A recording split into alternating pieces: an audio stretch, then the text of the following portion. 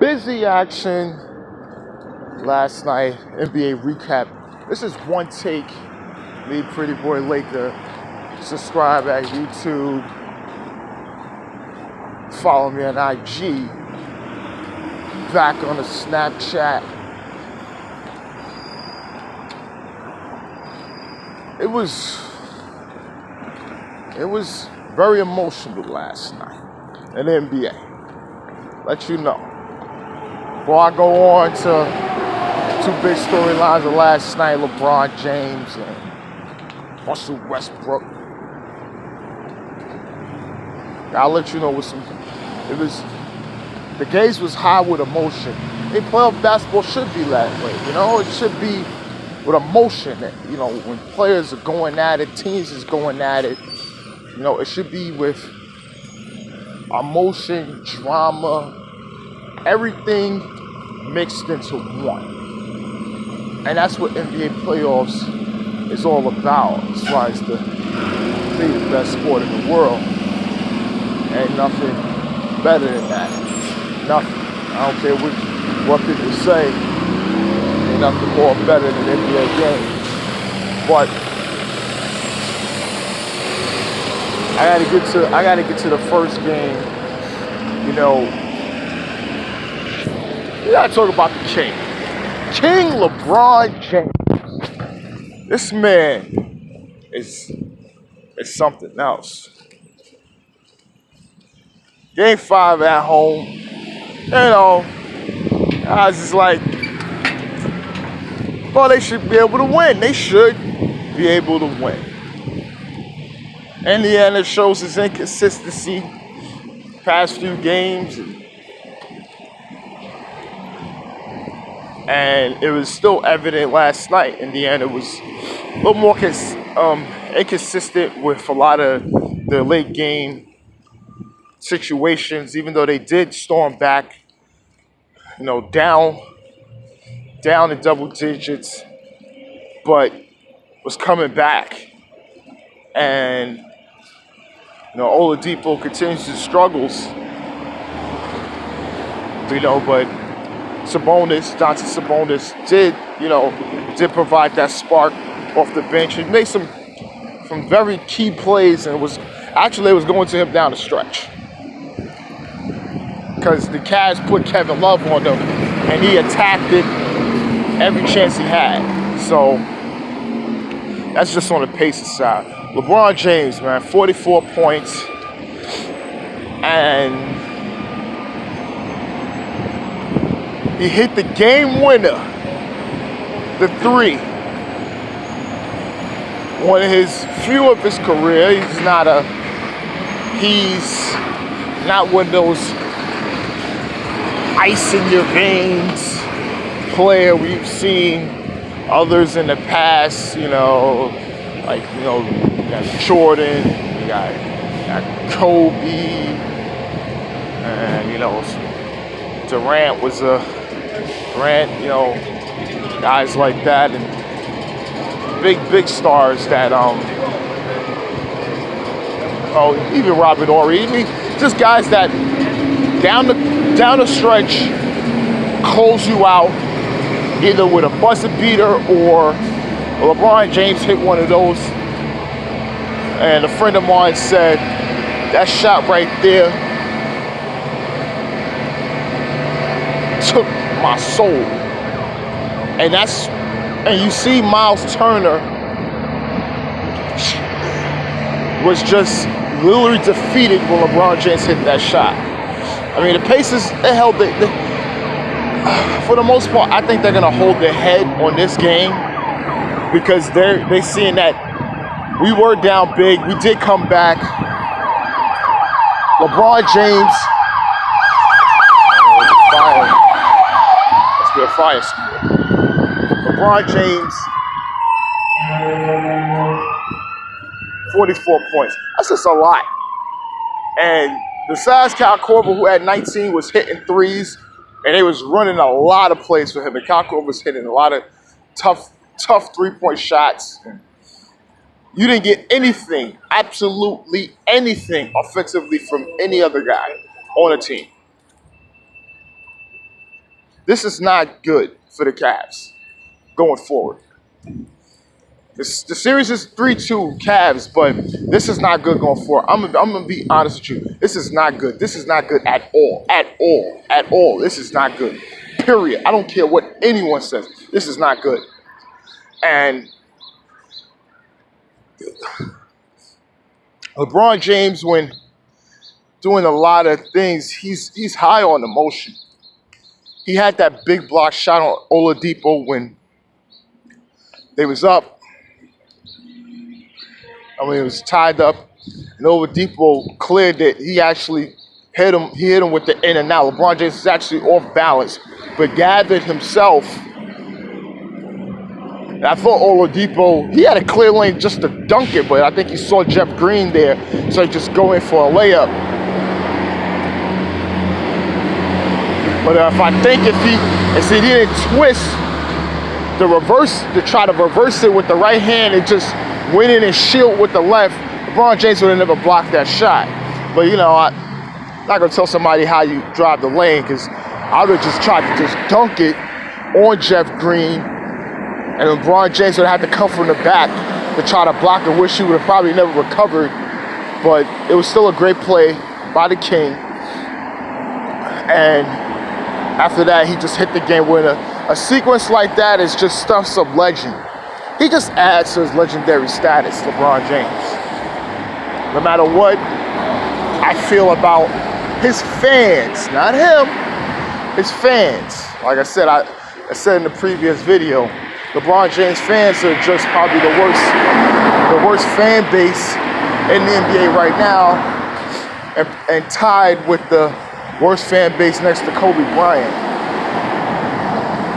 And these people are just crazy. They're crazy. They with the internet and everything like that, they do a lot of exaggerations with certain things. And then Kobe Bryant's fans is just it's a lot of people that didn't watch basketball, that watched them win the last 2 championships and 81 points and this other things, and they know that he got 5 and all this other stuff, and you got guys that's you know, and then you got the fans of, not actually fans of Jordan, because actually Jordan had fans, but you had people that did not like Jordan. But the thing about it, those people that didn't like Jordan, they don't really like LeBron James as well. So for them to say that, oh, listen, I saw Jordan kill my team, so guess what? He's better than LeBron James. LeBron James will never be on that level. And guess what? Those guys don't even watch the NBA games as much either. Especially LeBron James fans. They don't watch too much either. They watch his stuff on YouTube, watch highlights and all this other crap. But we're going to leave that alone. That's a different conversation for a different day. The next game I got to go to is tied at 2. Wizards and Raptors. And this was a tightly contested game throughout the game. A lot of good plays. John Wall picking up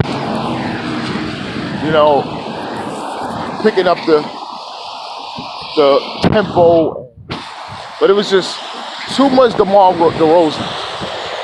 DeRozan was just on a mission to win this game. He was hitting shots, taking to the basket, and the Raptors crowd was in it through the whole game. The bench played well for the Raptors. Brad Beal, man, 4th quarter, bro. Come on. This is when they really, really need you. And he just didn't show up, and it's not a good thing, you know. It's they really needed you. But the John Wall at the game said he loves his chances and forcing a game 7. And I did pick the Raptors in 6, but the way they've been playing and you don't get too much out of Kyle Lowry, it's very probable it could go to game 7. And in game 7s, listen, I normally throw the papers away. I don't go with stats and everything like that. Go out there and play for me. That's it. Go out there and play. You know, Gortat, these people, I just don't know. The Wiz is just, they one of those, I don't know. But the Raps get the win. They up 3-2. And I would love to go 7 games, but I picked them at 6. I'm going to stick by the 6 games. They may just do something in the game 6, and I don't know, just too much inconsistency. I mean, from Bradley Beal, man. He's doing a lot of stuff that's head scratching with the fouls the last game, and just, it's a lot. But the next game I got to go to, it was for last night. Minnesota Timberwolves versus Houston Rockets. Now this was, Houston is up 3-1. And I'm telling you, the Rockets was just pouring the threes. I mean, they literally made it rain. Everything was almost a 3-point shot. You know, Capella played well. CP3. James Harden, he was just initiating action. Towns finally had a real breakout good game. But it was just too much for Minnesota. You know, Dream Buckets did do something, but he wasn't too much active in the second half. I don't know why. Issue with Thibodeau. I don't know, D Rose, man. I don't know if it's some kind of resurgence or whatever. I don't know. Will he be back with Minnesota next year? I don't know, maybe so. This team played well too. I don't know with this Timberwolves team. I don't know. I mean, what the hell is up with Wiggins? I don't know, man. God. Wiggins, why did they give him that contract? I don't get it with Wiggins. Really, I don't know what's the problem with that kid. He played okay. I don't know, his lack of aggression. What it is with this kid is just baffling for me. I'm not saying that he's Rudy Gay where it's certain things, but this is really, really baffling and telling on what this kid is out here doing. I mean, is he giving you a punch? What is he doing? What is he doing defensively? You know, these guys is just, you know, PJ Tucker, these guys, they was just hitting threes on him. I think they called this number around. You know, what is he good at? What is he good at? We don't know. I don't get it with him. I don't get it. I just gotta get some cash out. But it's just something with Wiggins and players. Guys has always alluded to that. Just something with him, you know? Just something with him. Okay. And the last game I definitely gotta get at is OKC, Utah. To me, the best series of the first round so far. And this game, was something. It was very, very emotional. Westbrook, 45 points. You know, one of the 3 players in NBA history go 45, 15, and 5. Chamberlain and LeBron James. Jeez. And he's only a point guard, 6'4", point guard. Well, he ain't a point, he a 2. To me, he's a 2. You start out as a 2 in college, they put you as a point guard. You have to learn on the job, you're a 2 to me. But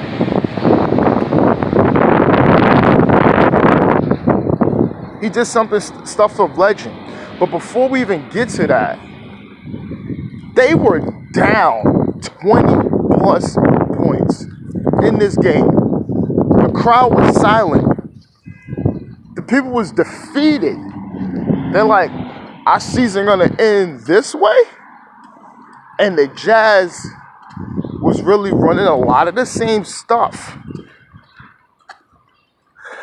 And I think, not saying Coinside overthought certain things, because they was really running a lot of the same stuff and tried to really slow down the pace.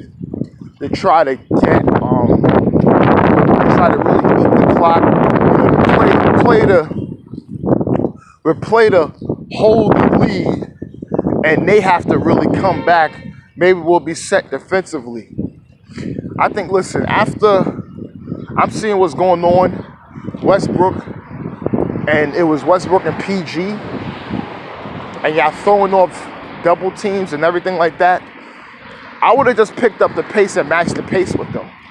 Because what happened is that you keep a team lax defensively because you're slowing the pace down because you don't want to lose a big lead that you have. No. You keep the pace that you keep the pace that you had going, and that's the pace that you need. That's the pace you need for the game. Because if you play that way, we've seen this in football. We've seen this with, we've seen this with Atlanta Falcons against the Patriots just recently, like last year in the Super Bowl. You got a big lead, and you're doing whatever made you get the big lead. You're doing certain things. Now, that's kind of a bad analogy because he was saying they should have won, but I don't know. But you know what I mean. It's like you're up big. Whatever you have up big, you keep doing it and you keep executing. That's it. You make adjustments and you keep executing. Yeah, Westbrook he's putting the team on his back. Paul George is out there. He's going there. Push off P, they's calling him. He's coming out there. He's hitting threes. He's going to the basket. He's scoring. Melo, leave him alone. But it was very emotional. The crowd got into it when they seen him storming back. Donovan Mitchell, he did all he can and offensively, and the other guys, it wasn't too much as previous games, but Westbrook, my God. Because I think from media and everything like that, they had they threw the entire mountain on top of him, saying, listen, it's his fault. They putting up videos of him and Durant, saying it's like, yo, come on, man. People do put stuff in. I don't know. I think the illustrations of memes and videos, and they put it out there, and in social media, people put it as Bible and truth. It's very funny to me, and then it puts a lot out there, and it's a lot of people in the media feeds into that and write stories on stuff like that, and it's crazy, and it's really crazy. That's why your boy Trump says fake news. You exaggerate illustration through memes and chopped up videos and certain things that it's a lot. So he was ready to die last night, Westbrook. And I told people Westbrook needs to be Westbrook. I did pick OKC in 7 games. Remind you, I did. I picked them in 7 games. And they forced in Game 6 back in Utah. I know Utah's going to come out to play. They're going to come out to play. But I feel that this is over in 6. I think Utah's just going to defeat them. I think they're going to play their game. They're not going to do too much. Have this in this series so they can get ready for the next round against the next round against the Rockets. And, but I gotta tell you, it was some great games last night. And other note, Budenholzer parted ways with Atlanta Hawks. He's going to be a hot commodity as his free agent. He's going to have his list of teams that he won former coach of the year. The Knicks, he really want to coach the Knicks, and I think the Knicks should really look into that because I think he's probably the best coach for the job. I don't really go with this whole Mark Jackson thing. You know how I feel about Mark Jackson. I felt that what he was doing at Golden State is a product of his great assistant coaches. He's a great motivator, but I think as a coach, as a head coach, he's not as great as you think he is. Stephen A. Smith may disagree with that, but I don't think Stephen A. Smith did watch a lot of those Warriors games, and what he was doing was really just standing there not saying anything. You see Ron Adams and Mike Malone and these guys, they're talking, they making plays, they diagram plays, they saying a lot of things, so I don't think Mark Jackson is a great fit as the head coach, unless, like I said, unless he gets some great assistants in there. But this is me. Onetake. Subscribe at YouTube, IG, Snapchat, back, and I'm out.